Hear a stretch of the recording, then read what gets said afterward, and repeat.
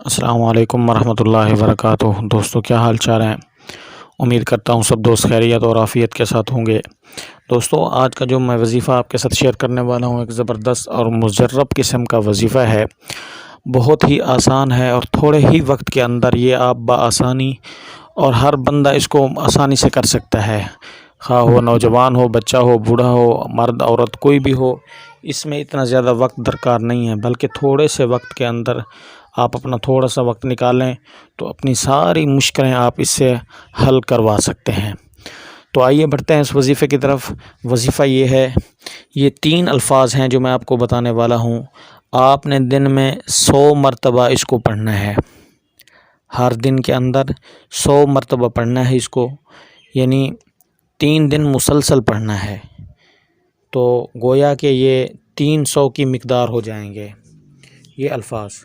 جب آپ اس کو پڑھ لیں گے تو پھر اس کے بعد آپ نے 2 رکعت نماز نفل پڑھنی ہے، 2 رکعت نماز صلاۃ الحاجت نفل کی پڑھنی ہے، پھر اس کے بعد اللہ کے حضور دعا کرنی ہے۔ وظیفہ بتانے سے پہلے آپ نے ہمارے اس چینل کو سبسکرائب کرنا ہے اور بیل آئیکن کو بھی ضرور دبا دینا ہے تاکہ ہر آنے والا نیا وظیفہ آپ کو بآسانی اور سب سے پہلے مل سکے۔ طریقہ کار یہ ہوگا کہ جس دن آپ شروع کریں تو خیال کریں وہ کہ ہفتے کا درمیانی دن ہو، یعنی پیر کا دن ہو۔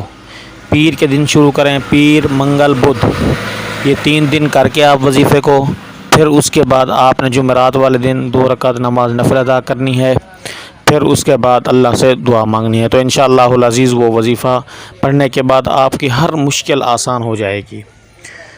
وہ 3 الفاظ کون سے ہیں جن کو آپ نے 100 کی تعداد میں پڑھنا ہے؟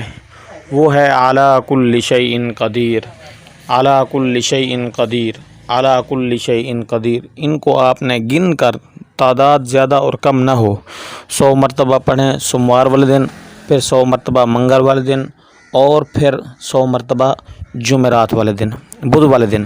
پھر جمعرات والے دن آپ نے عصر کے بعد، ظہر کے بعد 2 رکعت نماز نفل پڑھنی ہے صلاۃ الحاجت کی نیت سے۔ وہ پڑھنے کے بعد اللہ کے حضور دعا کرنی ہے۔ بس یہ 2 ہی الفاظ ہیں جس کو پڑھنے کے بعد انشاءاللہ العزیز آپ کی ہر مشکل آسان ہو جائے گی۔